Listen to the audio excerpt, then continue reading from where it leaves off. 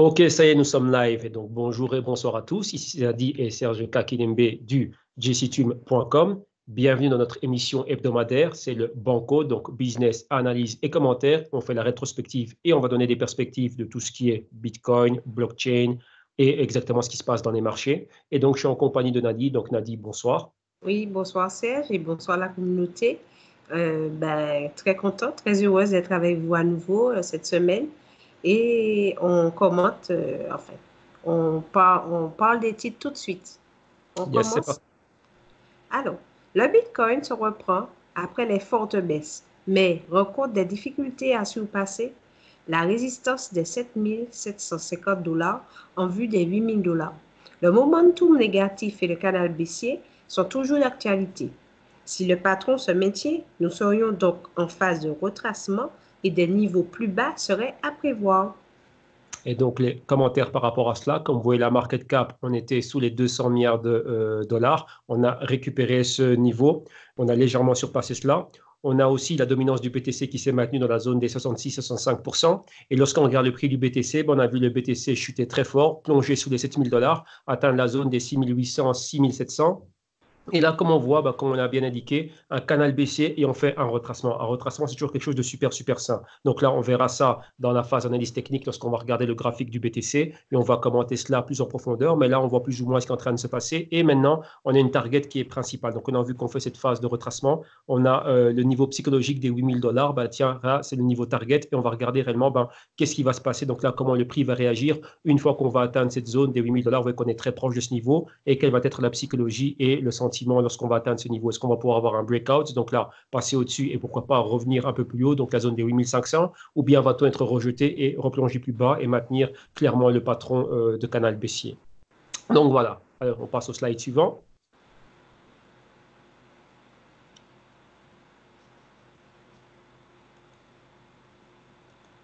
Alors, crypto écosystème au 30 novembre 2019, weekly. Yes, donc ici, on voit plus ou moins ce qui est en train de se passer. Donc, on voit exactement le heatmap et on regarde un peu ce qui s'est passé en weekly. Donc, on voit que toute la semaine, on a repris, donc du poil de la bête. Rappelez-vous, après avoir baissé fortement, donc tout l'écosystème a été touché. Et on constate nos cryptos clés. Donc là, le BTC sous les 7000, maintenant récupéré au-dessus des 7000, maintenant, comme on l'a dit déjà principalement, donc target les 8000. Donc on voit que cette semaine était une bonne semaine, on a du plus 6%. Ethereum atteint la zone des 150 $. Mais les cryptos qui nous intéressent le plus, donc celles qu'on va voir aussi au niveau des altcoins, c'est le XRP qui a plongé pour atteindre la zone des 20 cents. Et maintenant, vous voyez qu'on se récupère difficilement. Donc là, on est flat négatif comme on le voit là. Donc rappelez-vous, ça c'est weekly, c'est une perspective weekly. Au niveau des ERC20, on a des cryptos, on va dire, c'est les cryptos leaders, donc le maker, etc., etc. Ça va, ça se maintient. Et au niveau des autres cryptos, donc altcoins importantes pour nous, c'est le BNB qui a plongé pour atteindre la zone des 15 $. Maintenant, on se récupère faiblement. Vous voyez qu'on a juste pris un tout petit dollar, donc on est aux 16 $. Donc là, rappelez-vous, c'est le heatmap qui nous montre la perspective weekly. Et le LTC qui a plongé sous les 50 $. Et vous voyez qu'on se maintient toujours là, malgré qu'on reprend 2,15%. Mais on est toujours sous les 50 $. Donc ça, c'est quelque chose de super clé. Donc là, ce sont principalement les cryptos qu'on va voir aux côtés du BTC lorsqu'on va regarder les choses en technique. Et on va aussi se focaliser, enfin continuer à se focaliser sur le NEO. Donc rappelez-vous, lorsqu'on avait vu le NEO monter super, super haut, après les déclarations du président chinois, on avait fait une spéciale, on va dire, technique. Et on avait dit qu'on allait maintenir le NEO jusqu'à la fin du mois pour voir, tiens, si nos perspectives de retracement et les niveaux qu'on avait vus et qu'on prévoyait, donc là, plonger sous les 10 $, allait être atteint. Bon, on a vu que le momentum, enfin, pas le momentum, mais on va dire que la target a été atteinte. Maintenant, tiens, on va commenter pour voir un peu, tiens, quelles sont les perspectives pour le mois de décembre et on verra exactement ce qui va se passer avec le NEO. Donc, on poursuit, slide suivant. Alors, les marchés US ont atteint de nouveaux records, mais ont été secoués juste avant la pause festive. D'autre part, le gold est en hausse, vu les dernières news en relation aux tensions USA-China. Il se maintient toujours au-dessus du support des 1450 $. Donc là, c'est super, super important. Donc, oui, ici, vous voyez le gold qui a son canal baissier. Donc, on voit plus ou moins la résistance. On voit un haut plus bas, notre haut plus bas. Donc là, on est en graphique journalier. Et on voit un bas plus bas, il y a notre bas plus bas. Et on a un stop. On voit la zone des 1460. On a repris dans la dernière session d'aujourd'hui pour reprendre les 1470. Et on voit clairement qu'on a un niveau de support, support une fois, support deux fois, enfin trois fois aussi avec ce pointeur, la zone des 1450. Donc, là, il se maintient. D'un autre côté, on regarde le S&P 500. On a eu, ouais, depuis le mois d'octobre, mois de novembre, des mois super, super haussiers. Là, on arrive à la période du Black Friday. Après, on a le Cyber Monday. Et on voit que le marché tient à clôturer la semaine en étant négatif. On voit qu'on a un petit gap. Bon, on ne peut pas spécialement l'apprécier super bien, mais on a un gap haussier. Donc, on verrait pourquoi pas ce gap être rempli. Et encore une fois, un autre gap un peu plus bas dans la zone, dans les 2000, exactement 2930, 2940, mais bon, là, c'est encore une autre histoire, c'est bien plus loin. Maintenant, on regarde ce qui est en train de se passer ici, et on voit tout d'un coup, qu'est-ce qui s'est passé? Il y a eu un retour, donc un retournement, un revirement de la situation au niveau des négociations. Donc là, pour un moment donné, c'était assez paisible, on va dire ça comme ça. On allait entamer la phase 1 des négociations, et après ce que Trump a fait, donc signer, on va dire, même pas un décret, mais clairement affirmer son maintien et son soutien plutôt aux protestants, enfin ceux qui sont en train de faire les protestations, etc., à Hong Kong, la Chine, on va dire Chine continentale, a vu ça d'un très mauvais œil, et donc maintenant, ça met en péril les phases, enfin la phase 1 des négociations. Donc directement cela, lorsque ça fait vraiment écho, ça a réellement renvoyé le marché beaucoup plus bas. Donc là, maintenant, on va dire ça craint pour le mois de décembre. On verra ce qui va se passer. Donc là, d'un côté, déjà marché baissier, gold qui se reprend, pardon, et rappelez-vous, hein, c'est dans ces moments qu'on a envie de voir le BTC être réellement haussier. Maintenant, on se dit, tiens, est-ce que le BTC réellement a encore une chance de montrer réellement ses atouts en tant qu'actif hedge? Donc là, qui va nous donner une couverture par rapport à tout ce qui est risque macroéconomique, tension économique, etc., etc. On voit que le gold répond à l'appel. On voit clairement la corrélation inversée, marché qui baisse dans la dernière session, gold qui est haussier. Et Bitcoin, rappelez-vous, la hausse qu'on a dans le Bitcoin, c'est dû aussi à un retracement. Donc maintenant, on verra comment les choses vont évoluer et on verra bien évidemment la place et l'évolution du BTC dans toute cette débâcle. Donc voilà ce qu'on peut commenter par rapport à cela. Donc on poursuit, slide suivant. Alors, BTC USD graphique. Yes, donc là, comme on le disait au début d'émission, on va regarder ce qui se passe au niveau technique. Donc là, on a un graphique journalier. On remarque clairement le bas, les bas plus bas, un autre bas plus bas et un autre bas plus bas. Les niveaux hauts, donc ça, c'est les déclarations du président chinois. Donc durant 48 heures, on est monté très fort. Donc passer des 7500, atteindre les 10 500 plus ou moins, être rejeté. On voit l'interaction avec les moyennes mobiles. Donc là, bleu turquois, 7 jours, reçu chez à 30 jours, plongé en dessous. Maintenant, on voit que les moyennes mobiles ont plongé avec. Donc là, on atteint la zone des 7500, niveau auquel on s'était posé ici, comme on le voit, donc fin octobre. Là, on atteint des plus bas. On a flirté avec les 6500 et on se reprend. Donc on était éloigné des moyennes mobiles, au même cas qu'ici. Et on revient retester ces moyennes mobiles. Dans un premier temps, comme on voit ici, une interaction avec celle de 7 jours, ici, c'est pareil. Maintenant, on se rend compte qu'il y a un écart, donc un gap entre les deux moyennes mobiles, et il tend à être rempli. Dans ce cas-ci, on avait un mouvement à l'horizontale. Maintenant, on voit qu'il y a du volume haussier qui accompagne cela. Vous voyez ici, il n'y avait pas de volume haussier. Là, on a un volume haussier qui est au-delà de la moyenne et qui contre le volume baissier qu'on a vu dernièrement. Et on voit qu'on pourrait clairement remonter et avoir cette zone des 8500. Donc, comme on le disait au début d'émission, ça maintient. On a un patron baissier. Donc là, si on tracerait une ligne, on voit clairement qu'on a une résistance donc de canal baissier. Et si on atteint la zone des 8500, on ne serait qu'en résistance de canal baissier, ce qui fait qu'on maintient un patron baissier. Comme je disais au début d'émission, si au 8500, qu'on a envie de voir que va faire le BTC, comment va-t-il se comporter une fois qu'il va atteindre cette zone. Oui, en même temps, on comble le gap qui est entre les deux moyennes mobiles, donc 7 jours et 30 jours. Et ensuite, on est en résistance du canal baissier. Si on repivote, on aura juste un autre haut plus bas, donc par rapport aux 14 000 et 12 000, un haut plus bas, au plus bas, au plus bas, et encore un autre point pivot avec un haut plus bas, et donc là, faire demi-tour et aller bien plus bas. Donc là, on verra exactement ce qui va se passer une fois qu'on va arriver à cette zone. Donc on poursuit, slide suivant. Les altcoins ont beaucoup souffert. Le boost provenant de la Chine s'étant affaibli, nous constatons la continuation du patron baissier d'origine aux côtés de multiples protestes des zones de support annuelles bas Q4 2018. La crypto NEO en est le parfait exemple. Des cryptos phares comme XRP et ETC inquiètent la communauté vu la faible conviction de renverser la tendance. Les bas niveaux auxquels elles se situent sont un signal ouvrant la probabilité de chute vers des zones de prix encore plus au sud. Donc là, on a réellement le résumé de ce qu'on voyait. Donc là, ce qu'on a décortiqué et décrypté par rapport à, on va dire, interprété plutôt, sur le graphique BTC, donc on va dire son patron, canal baissier, comme on est en train de jouer au ping-pong entre résistance et support de ce canal baissier. Maintenant, on va faire le parallèle avec ce qu'on voit au niveau des altcoins. Rappelez-vous, au début, on parlait du XRP, super, super important. post-événementiel. Donc là, ce n'est pas une crypto qui a réagi spécifiquement de manière positive comment dirais-je, vis-à-vis des déclarations du président chinois. D'un autre côté, on a le Litecoin, donc crypto super importante. On a vu tomber sur les $50. Maintenant, on n'a pas de perspective spécialement haussière. Vous voyez aussi, ils ont eu leur sommet Litecoin, c'était au début du mois, mais post-sommet Litecoin, encore post-halving, Litecoin, c'est pas trop ça. Et d'un autre côté, on a Neo, tiens, crypto qui a réagi, donc blockchain chinoise, qui a réagi aux commentaires du président, etc., qui a maintenu un momentum. On a un retracement et on verra maintenant ce qui va se passer. Donc là, rappelez-vous, il y a quelques temps, on avait commenté ici, tiens, ici, j'ai bien dit ici, on était en train de vivre une fracture dans le marché. Donc d'un côté, les cryptos occidentales et les cryptos orientales, enfin plutôt asiatiques et chinoises dans ce cas-ci, tiens, on va dire le BTC qui peut être baissier et les cryptos chinoises qui pourraient être haussières. Pourquoi? Ces plateformes apportent des véritables cas d'utilité. Et d'un autre côté, en termes de BTC et d'autres cryptos, c'est plutôt tout ce qui est spéculatif. Bien évidemment, pour toutes les cryptos aussi, mais là, ces plateformes ont été mises en avant. Pourquoi? Par rapport à leur cas d'utilité et les partenariats qu'elles ont avec d'autres entités du secteur privé en Chine et d'autres, on va dire, et tout ce qui est en train d'être fait au niveau public. Donc là, intervenir au niveau des solutions et des services que peut donner le gouvernement et qui pourrait s'appuyer sur ces blockchains, donc sur ces plateformes. Donc voilà en gros ce qu'on est en train de voir. D'un autre côté, on voit beaucoup plus d'adoption et des véritables utilités provenant de Chine. Et d'un autre côté, en Occident, on se cherche encore, il y a encore le problème de régulation, etc., etc.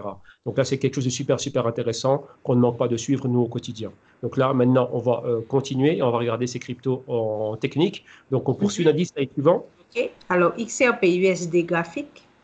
Yes. Donc là, ici, comme on le voit que le XRP avait déjà plongé pour atteindre la zone des 22-21 cents. Donc, on a ce point, une fois qu'on le voit ici, donc là, c'est fin septembre. Et maintenant, on voit qu'on est revenu, mais on a plongé légèrement plus bas. Donc là, pour toucher les 20 cents. Là, c'est plus ou moins les 21-22 cents, comme on le voit. Et ici, c'est clairement se rapprocher un maximum de la zone 20 cents, des 20 cents plutôt. Donc, vous voyez qu'il y a pas mal de volatilité lorsqu'on a des grands mouvements baissiers et lorsqu'on se reprend pour être haussier. Et d'un autre côté, on voit qu'on est en train de fluctuer entre des zones qui sont spécifiques. Donc, on va dire les 22 cents, 20 cents comme support. Et au niveau de résistance, on voit la zone des 32 cents. Bien évidemment, maintenant, on est super éloigné de la zone des 32 cents. On a encore une fois, d'un côté, on est au nord des moyennes mobiles, maintenant on est au sud des moyennes mobiles, et exactement la même chose qu'on a avec le BTC. Donc on est au sud des moyennes mobiles, interaction avec la première, donc celle de 7 jours, la bleu turquoise, et on a un écart entre 7 jours et 30 jours. Donc là maintenant, est-ce qu'on pourrait voir un XRP aller retester et rechercher la zone des 25 cents, exactement là où se trouve la moyenne mobile de 30 jours? Et lorsqu'on regarde par le passé, on voit que c'est déjà une zone de support super, super important. Et ici aussi, vous voyez qu'on avait eu un tout petit dip en dessous de ce niveau et on est revenu.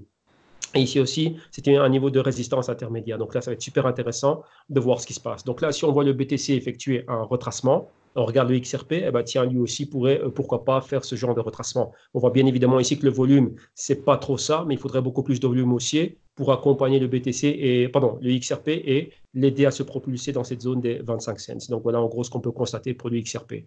Maintenant, on poursuit. Slide suivant, s'il te plaît. Alors, LTC USD graphique.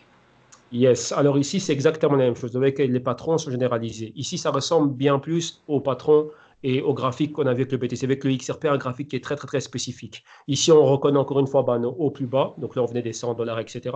On a un haut plus bas, un autre haut plus bas, et on y est. Donc exactement comme avec le BTC. Vous voyez qu'on est de part et d'autre de ces deux moyennes mobiles. Donc là, 7 jours et 30 jours. On voit ici, lorsqu'on est côté sud, le mouvement horizontal, convergence et entre les deux moyennes mobiles et le prix qui interagit avec ces moyennes mobiles, passe légèrement au-dessus, rejeté aux 64-65 $, plonge en dessous, en même temps plonge en dessous de ces moyennes mobiles, plonge en dessous du support qu'on avait, donc on va dire que c'était la zone des 52 $ et des 50 $, être en dessous, donc générer on voit ici clairement un bas plus bas, un bas plus bas, un autre bas plus bas, revenir retester la moyenne mobile de 7 jours et en même temps écart entre 7 jours et 30 jours, donc là dans la zone des 55 et 56 $, donc pourquoi pas, tiens, monter. On regarde le volume, super, super bas. Vous voyez, lorsqu'on est en train de perforer et d'être baissier, là, vous voyez qu'on avait pas mal de volume. Maintenant, on regarde le volume, il est même sous la moyenne journalière. Donc là, vous voyez qu'il faudra vraiment des efforts, je veux dire, surhumains, entre parenthèses, pour propulser le Litecoin dans cette zone 1 au-dessus des 50 $ et 2 atteindre le niveau des 55 $. Donc voilà ce qu'on peut constater pour le LTC face au dollar US. On poursuit avec le prochain graphique. Alors, Neo USD graphique. Alors ici, c'est super intéressant. Donc là, on est dans la continuité de notre cas d'utilité, on va dire suivi plutôt, assez spécifique sur le Néo par rapport au dollar US, avec ce qu'on avait commenté dernièrement. Je crois que ça fait quoi, 2 semaines qu'on commente cela. Donc on avait vu ici, on revient un peu en arrière. Donc là, on avait atteint les bas, donc la zone de 7 $, vous voyez ce long mouvement horizontal. convergence entre les deux moyennes mobiles, etc.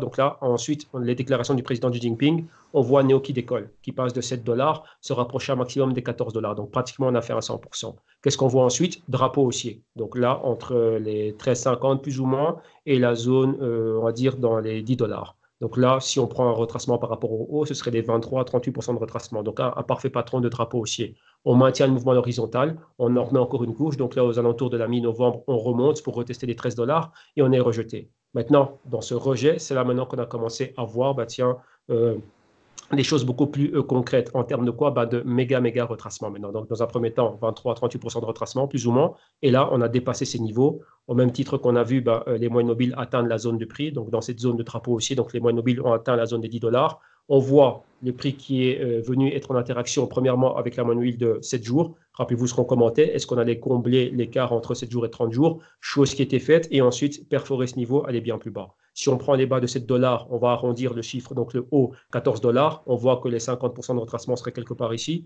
Là, on a plus ou moins atteint la zone des 62% et voire 78% de retracement par rapport au mouvement qui aurait commencé des 7 dollars pour monter jusqu'aux 14 dollars. Donc, voilà plus ou moins ce qu'on constate. Maintenant, on a le mouvement inverse, donc la phase de mini-retracement. Donc, on partirait de la zone des 8,20 dollars. On a atteint la moyenne mobile de 7 jours, donc 9,40 $, 9,50 $. 10 dollars qui nous résistent maintenant, et encore une fois, un peu plus au niveau des 11 dollars. Avec 11 dollars, c'est une espèce de support intermédiaire. Maintenant, est-ce qu'on comblerait encore une fois cet écart et pourquoi pas monter pour atteindre la zone des 10, 11 dollars, mais enfin, 10 dollars 50 et 11 dollars plutôt. Mais on regarde le volume est pratiquement inexistant. Donc, il est très faible. Donc, qu'est-ce que ça veut dire ici? Bah, tiens, comme on a vu avec le BTC, BTC peut être en train de maintenir un patron de canal baissier, et ici aussi, ça pourrait être le cas. Donc, on pourrait timidement atteindre la zone des 10 dollars, 10 dollars 50, etc. Mais on s'attendrait plutôt à avoir un rejet dans une zone proche de ces niveaux et pourquoi pas poursuivre le mouvement baissier. Donc, qu'est-ce que ça veut dire? Annuler complètement le mouvement haussier et revenir ici en zone des 7 dollars. Donc là, voilà plus ou moins ce qu'on est en train de voir. Bien évidemment, il y a pas mal d'autres événements et d'autres catalyseurs qui pourraient survenir d'ici là, mais là, c'est plus ou moins la perspective que l'on voit. Donc, le sentiment, on va dire, il est beaucoup plus négatif que positif, vu que maintenant, vous voyez, comme on l'a dit en début d'émission, on a déjà digéré les commentaires du président chinois. Maintenant, on est dans la post-phase. Maintenant, on retourne au travail et on va dire le marché suit son cours naturel. Et il était dans quoi? Dans un momentum baissier. Donc, voilà, en gros, ce qu'on constate par rapport à tout cela. Donc, on a dit, je pense qu'on a tout couvert. Donc là, on va prendre congé de vous, mais avant tout, sachez qu'il y a pas mal de promotions qui sont disponibles. Et pour cela, bah, pour ceux qui veulent voir exactement, bah, tiens, qu'est-ce qu'on fait au quotidien, vu qu'on suit 50 cryptos exactement, couverture du Bitcoin tous les jours. Et chaque jour, comme vous le voyez, on a une émission spécifique. Donc là, c'est ce qu'on fait tous les jours, du lundi au dimanche. Donc, on a la journée des privacy coins, la journée des banques et tout ce qui est paiement. On a la journée des plateformes diverses, donc avec Lisk, Waves, etc., etc. On a d'autres plateformes comme Ethereum Classic, Neo et d'autres plateformes, bien évidemment Ethereum, Neo, ADA, Binance Chain, etc.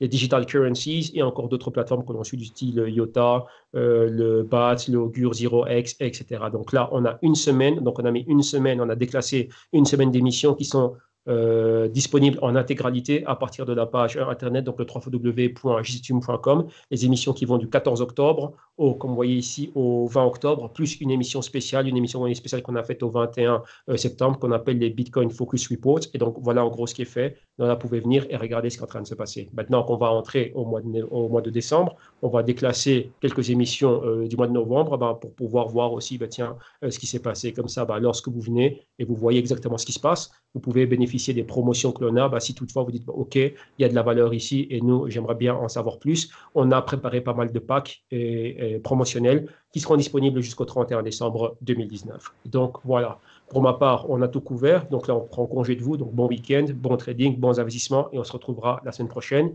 Et pour tous ceux qui sont avec nous au quotidien, on se retrouve lors de nos émissions quotidiennes. Donc là, pour ma part, c'est fini. Ciao tout le monde. Adi, le mot de la fin, c'est pour toi.